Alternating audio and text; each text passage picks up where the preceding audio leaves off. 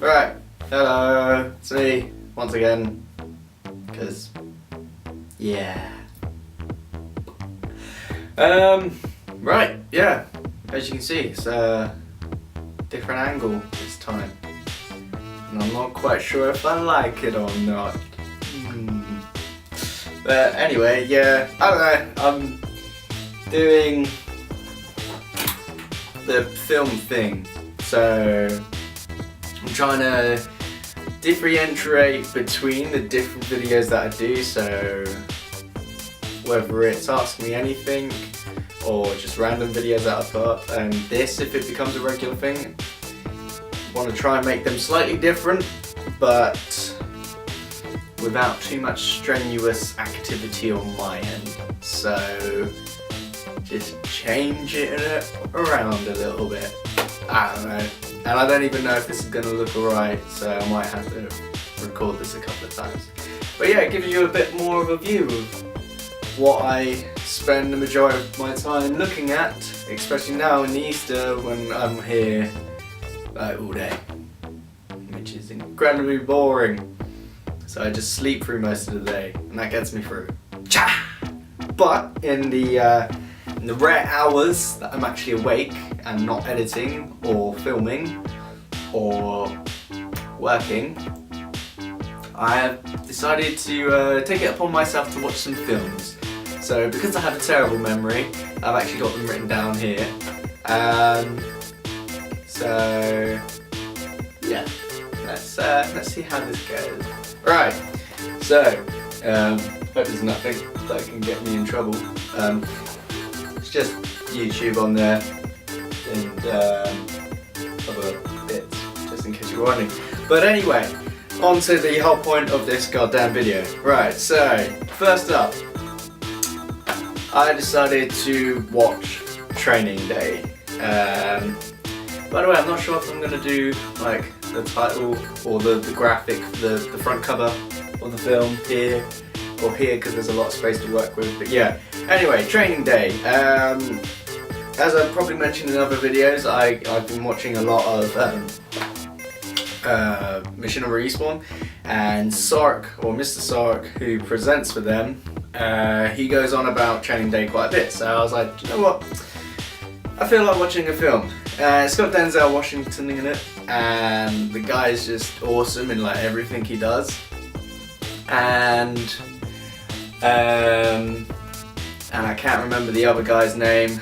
It escapes me. He was in Assault on Precinct 13, the remake of that. And yeah, I probably should have gotten more information on these.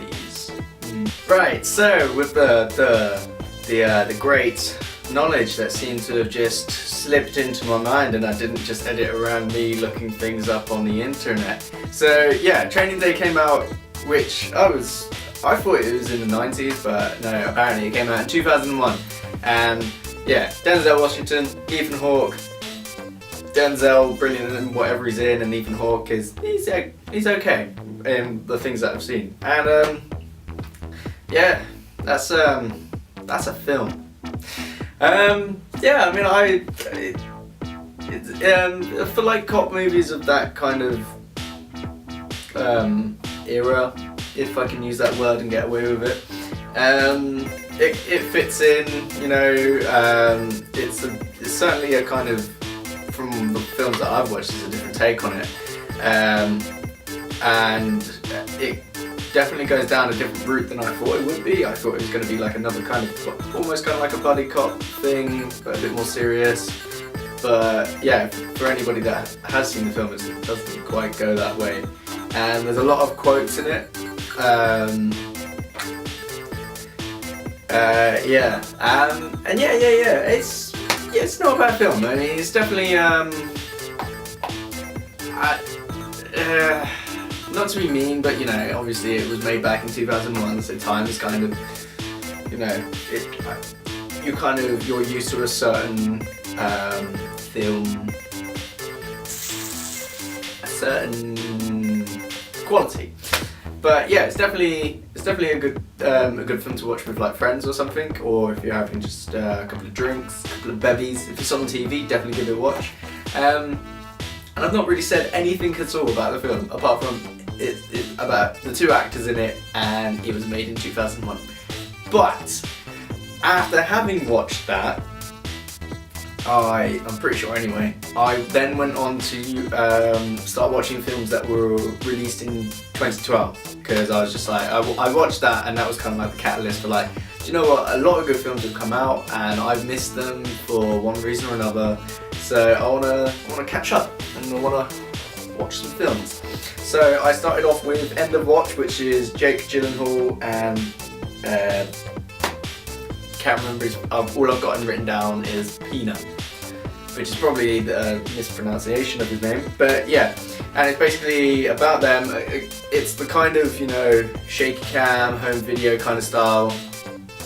It's introduced fairly well in the sense that whenever they're on watch, you know, they've got the dashboard cam, and he's making a film, or kind of like a documentary, Jake Gyllenhaal's character anyway, of them on patrol, and he's also got like these little chest cams, so that's predominantly the footage that is used, but every now and again it's just kind of like they have a cameraman off to the side who's kind of filming it in almost like on a cop show, where it's just like someone off to the side recording them. Not actually there, but it just keeps the film going, because obviously the found footage thing throughout the entire film, it just would stop making sense, because they'd constantly have to introduce why there's a camera off to the side or something like that. But the film is, in my opinion, is a really fucking good film. The two characters, like the chemistry between them two is awesome. It's really believable. It's really funny, which makes the whole kind of relationship between them two more believable, because if you think about it, I mean, they're doing that like, you know, pretty much all day, so you know they've got to do something to pass the time, because it's not always going to be like phone call, well, not phone calls, but disturbances and all that kind of stuff. It's not going to be all that all the time. But for those of you that haven't seen the film, basically it's about these two guys. They've been, you know, they served together for ages, and they eventually start stumbling on something. They basically start stepping on toes of like this big drug cartel, and essentially shit starts getting real, and because you spend so much screen time with just these two guys, you're emotionally invested in them, and yeah, well, spoiler alert, give you time to kind of pause and skip ahead. I'll probably put a time or something, maybe, I don't know, it's been out for more than 2 months, so yeah, so basically the climax of the film is one of them gets killed, and then you find out that you know, basically one of them saved the other one's life by, you know, their body taking a load of bullets. I'm being vague, so it's not quite ruined, but at the same time you're like, I want to see what he means, the vague bastard. But yeah, yeah, and I gotta admit, you know, I was choked up by it. I mean, you know, like, because at this point, you know, there's been weddings, there've been best men, talk of, you know, saving each other's lives and kids and all that kind of stuff, and it's just like, oh no, my best friend would do that for me. And it's very much, you're very much invested in these two characters, so yeah, I think they do a really good job of acting it. It's very well made. I think it was just the right balance between found footage and actually having a camera. But yeah, anyway, End of Watch. Definitely watch that if you haven't already.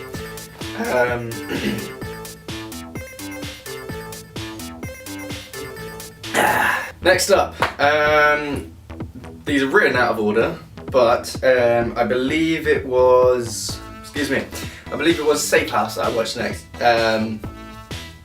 So I watched a bit of Training Day, and I'm kind of building my, like I said, I'm going through 2012 and Safe House came up, which is, again, like I said, Denzel Washington and Ryan Reynolds. And the gist of the story is Ryan Reynolds is, he's basically essentially like the caretaker for this building where basically agents for, I think it's the CIA, if they need somewhere to hide out or if they need to bring someone in to interrogate, he basically looks after the place and he allows them to do that and keeps an eye on everything. But he's been there for, I think it's about 12 months, and he's seen like no action whatsoever, and he wants to get out in the field because he's a rookie. He wants to show that he can do stuff. He can go blah blah blah blah blah to those people. And right around about the time that he's like, oh god damn it, I wish something would happen, in comes Denzel Washington. He's this big badass who's got information that the CIA wants, and for some reason, well, he's being chased by people, so he goes into the CIA embassy and he ends up getting taken to the safe house that Ryan Reynolds was running, and then people come to kill him, and then shit starts blowing up, man. Yeah. And then yeah, so it then goes on to all sorts of secrets, and Ryan Reynolds doesn't know if he can trust him or not, or he can trust CIA, and Denzel's just busy going around and shooting, punching people in the face. And yeah, with something like this, I'm gonna try and not ruin it. But yeah, Denzel Washington, like I said before, just anything he is in, he's just amazing. I'm really looking forward to working my way up to Fly, which has got him in, which looks just Ryan Reynolds, I think he's slowly getting up there as like an actual actor. He very much is. I mean, if you consider past films that he's been in and the way he is, you know, he's an obvious choice for a lot of action films. So, but he does well in this. They both do. I'm quite impressed with like some of the fight scenes. Like, there's probably more editing side of things, but you know, Denzel can still handle himself. He's getting on a bit, I think. He's getting kind of old-ish, depending on your definition of old. I think he's in his 50s. But yeah, really good. I think it's predominantly shot in South Africa. Sorry, that's probably racist. I take that back. Edit that out, Nathan. Future Nathan. But yeah, mainly shot in South Africa. Looks like a lovely place. Probably some places that aren't. But yeah, not a bad film. Yeah, good popcorn movie. I probably wouldn't have gone out of my way to see it when it was out in cinema, which doesn't really matter because this is after that, so whatever. But yeah, next up we have The Grey. This stars Liam Neeson. And when I first heard about this film, it was from Bernie Burns, who works at Rooster Teeth. I was listening to one of their podcasts, and he was just like raving for this film. He was showing it a lot of love, and yeah, I've only just now gotten around to watching it, and goddamn, that film was good. Like, damn. So essentially, you got Liam Neeson. He works in, I think it's like, he works somewhere cold where they drill for oil. That's all I can give you at the moment. And basically, whilst these other people are drilling for oil, he's there with his snapper rifle and his brooding face, and he stops wolves from killing them, so he knows lots about wolves. And ow. And yeah, anyway, blah blah blah, skip forward a little bit. Him and these people, they're going on a trip back home, and the plane crashes in the middle of nowhere, and they start getting hunted by wolves, and it's about them trying to get from the crash back to, you know, civilization or to find someone to help them. And yeah, that's just like the bare bones of it. But God, the film is amazing. Liam Neeson. I mean, for me, like the first thing, I mean, obviously, like the first thing that I really remember him from was Star Wars. But the first thing that I took him seriously in was Taken, and that instantly put him in like badass kind of state. But in this, it's really good. I mean, I'm pretty sure that like it deals with it's quite, I don't know, it's labelled as like psychological thriller. But it's just, yeah, I mean, again, kind of spoiler issues. There's issues with like his wife, and he very much questions God, and there's a lot of times when he's like, you know, this would be an ideal time for you to get involved if you do exist, you know, we're good people, you know, you're allowing these bad things to happen to us. And yeah, I'm pretty sure that he's like, I want to be very careful, I don't know if he's a Protestant or Catholic, but he believes in God in real life, I'm pretty sure anyway. So I think in that sense he pulled up quite a good performance. But yeah, I mean, there were some people that were saying, oh, it's just, you know, like atheists, like having a go, or using this as like proof against God, and it's like you know, in those kind of times, you know, if anything, it doesn't it wouldn't disprove God or anything like that, but it's just a mechanic in a film, god damn it. It doesn't, you know, people aren't gonna be something like, you know what, because of the great, I'm not gonna believe in God anymore. Ugh. No, doesn't happen like that. But yeah, he's very good. The film is quite gory, like it's quite yeah, it's quite intense, which I didn't expect. But yeah, it's a really good film. Kind of, I like the ending. Like this film personally, I would buy it on DVD. If I had known how good it would have been when it was out in cinemas, I would have gone to see it. But yeah, that's definitely a film that I would say go out, buy on DVD or something like that. Right, so I'm gonna go slightly out of a line. No, what am I on about? Out of sequence. That's a word that could work there.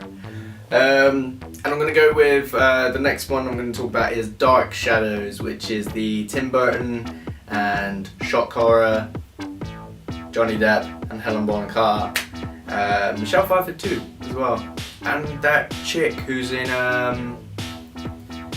Kick-Ass. I really like her actually, currently. Not like that, but just, you know, she's cool. So yeah, I remember seeing this advertised, and I'm a sucker for like anything to do with Johnny Depp. Like anything Johnny Depp is in, I'm just like, bam! I'm straight in there. I'm like, I want to watch that. I want to see it. I need it in my life. But yeah, no. And Tim Burton, he's a good director. He very much does have his own kind of style. Usually, if you don't see Tim Burton's name on it, but you see it, you can usually tell. Like you'll be sitting there like, okay, this is Tim Burton. I can see this is clearly. Who said it wasn't Tim Burton? But anyway, yeah. So I don't know. It definitely was a case that like they showed pretty much all the funny bits in the trailer. It had a couple of bits that were funny. I've not seen nor heard much about the original TV series that this was based on, so I don't know how kind of faithful to the source material it is. Johnny Depp is he's Johnny Depp, which is awesome. But yeah, I don't know, it just kind of didn't really hold me in there. It didn't have me invested in anybody. I was just kind of, I don't know, it just wasn't that particularly good in my opinion.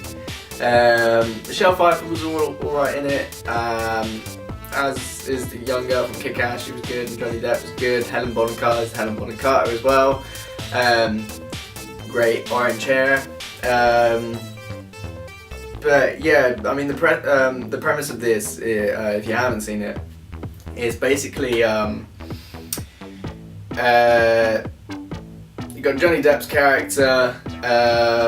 His parents move to they go from England to America. Then they set up this fishing town. He starts sleeping with this chick. Chick falls in love with him. He doesn't love her back. Tells her that. She gets pissed off. He then falls in love with someone else. The chick that he then falls in love with, they start getting on.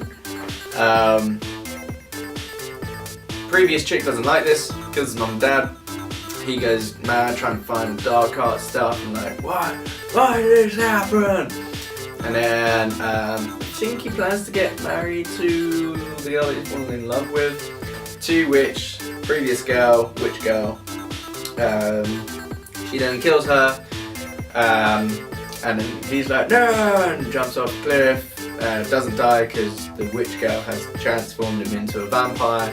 She then locks him up in a box, and then I don't know, like 200 years later, he is released, and he finds out that his descendants are still living where he used to live, and the whole town pretty much is run now by that witch, but nobody knows she's witch. She's just like this fishing bitch. I don't know. Anyway, yeah, that's what happens, and then they deal with him coming back and his vampire ways. So yeah, not that great, to be honest. I mean, you know, if you like Johnny Depp, you're more than likely to make it through the film just whenever he's around. Next up, Project X. Right, so I would assume that pretty much anybody who's watching this video has probably seen Project X. Give you a brief summary of what the film is about. The film is about these three guys at school, well, high school over in America, and one of them, who's played by Michael Bacall, because he's saying his name because he's the only one I've got written down. It's his birthday, and they're like, right, we're gonna have like the best party ever. We're gonna be really cool afterwards. So his friends start going around setting it up, and they hold the party, and basically it just gets gradually like more and more out of control. More and more people turn up. Worse and worse things happen. Things explode, fire, drugs, sex, boobs, lots of boobs, like boobs everywhere, and yeah, goddamn, that's a film. Right, so yeah, I mean obviously for me, I'm like 21, I like going out. This film makes you want to go out. It makes you want to go out and have a fucking amazing time. You watch this film and you're just like, why is that not happening now? Why are there no boobies? Why is there no alcohol? I want this. And basically, yeah, that's what the film is for. The film is for, I'd say, like, I can't remember if it's an 18 or not, but I would say the film is for like 16 to like maybe late 20-year-olds, and it's just more of like the spectacle of the party. You're not watching this film to see the amazing arc, the character arc of the three guys, and how like at the end of it they realise, do you know what? We're 17, 18, we don't need boobs, we don't need alcohol, we just need each other and our family. No, you don't. No, this is not what that film is about. This film is about boobs. It's about fucking great music, it's about drinks, it's about drugs, it's about having a fucking amazing time, and then at the end of the day, yeah, you are now in debt for the rest of your life, and you know, kind of fucked up for like job prospects because you're going to jail and stuff, but everybody at high school thinks you're a goddamn badass. But, you know, there are some people that are like, oh, this is just, you know, it's just disgusting, it's being misogynistic, there's nothing redeemable about the characters, and blah, blah, blah. Like, come on, if you go into this film expecting anything more than teenagers getting drunk and shit-faced, then you're gonna hate the film. If you go in there thinking that, you know, somehow they have redeemable qualities and they're gonna learn something by the end of it, then you're gonna be sorely disappointed. If you go into this being like, wow, wow, or to quote Tobuscus, wow, then you're probably gonna think this film is amazing, which is what I did. I've heard of this film before, and all anybody has ever said is it just makes me want to go out and have a great time. So that's why I went into this film thinking. Came back out of the film, and I wasn't disappointed. I think the lead character, or the lead actor, Michael Bacall, if I'm pronouncing his name right, he's not bad. He's not a bad little actor. It's not exactly the most challenging role in the world, but yeah, he held my attention.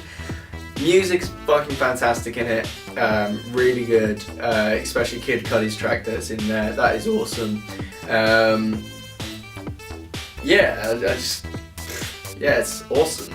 Like, come on.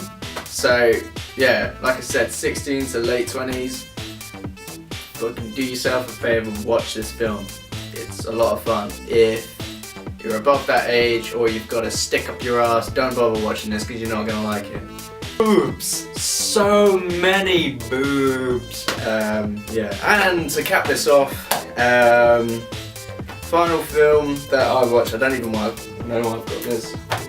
Final film that I watched was, or I've recently seen, was Seeking a Friend for the End of the World. I believe that's what the title is. Yes, it is. Right, so actually, when I was at Comic-Con in London, I actually saw this film kind of like teased / premiered. Well, not premiered, but shown off. That was like the first glimpse of it. And yeah, I was kind of excited about it. I did kind of forget about it when it came out in theatres. But yes, I've gone back to it, and premise, you have Steve Carell, and basically it starts with Earth has found out that it's got like, I think something like 3 weeks before an asteroid that's like 70 miles wide will hit Earth, and I think it's pretty much kills everybody, or will kill everybody. So yeah, straight off the bat, it's kind of like would seem like a bit of a downer. But it then goes from that to Steve Carell, his wife leaving him, and he just kind of carries on the same. And then he bumps into his kind of downstairs neighbour in like an apartment block, and he finds out that she's been collecting his mail, and in that mail is a letter from his like high school sweetheart, and she wants to meet up with him, and she wants to like go see her family in England, and he thinks he might know a guy, so they then go on a road trip to get to either person. And then of course along the way they kind of, you know, they get into, well, they bump into people who are reacting to this, to the end of the world, in different ways, which I thought was quite good. So you've got some people that are just having orgies, you've got some people that are just doing heroin, you've got some people that are letting their kids drink alcohol, you've got some people that are just carrying on as normal. Which, power to the people that are just carrying on as normal. Steve Carell, I really like him. He was really good in Crazy Stupid Love, For You're a Virgin, of course, but he's got like I feel like a deeper side to him. So whenever he does like a slightly kind of drama-esque role, it's always believable for me anyway. I think he's really good in this. Keira Knightley, I haven't really seen her in much apart from like Pirates of the Caribbean, but she was alright in this. She's kind of funny as well, which was surprising. And god damn, she's hot. In a weird way. But yeah, no, I think the film was really good. I found out that it was like, it only made like, what was it? They had like a budget of 10 million and he made something like 9.5 million, and I was quite shocked by that, considering two quite big names attached to it. But I suppose, like, you know, again, the film has been out for like more than 2 months. If you've not seen it, this is a spoiler. But, you know, as the film kind of starts off, you know, there's a massive 70-mile wide asteroid about to hit them, and there's nothing they can do. So at the end of the film, everybody dies. But at the end of the film, these two main characters, they end up falling for each other and they're falling in love, and they're, well, as okay as you can be, really, with a giant asteroid about to kill everything. And yeah, it's a bit of a downer, but at the same time, it's like, oh, they fell in love, and oh, it's beautiful. And it makes you think, yeah, maybe I should get off my fucking ass and, you know, go out more often. Maybe if I see this girl, I shouldn't just keep putting it off and putting it off and putting it off and putting it off. Maybe, you know, the world could end, or I could have 3 weeks to live. Fucking get out there and do shit, man. Jesus!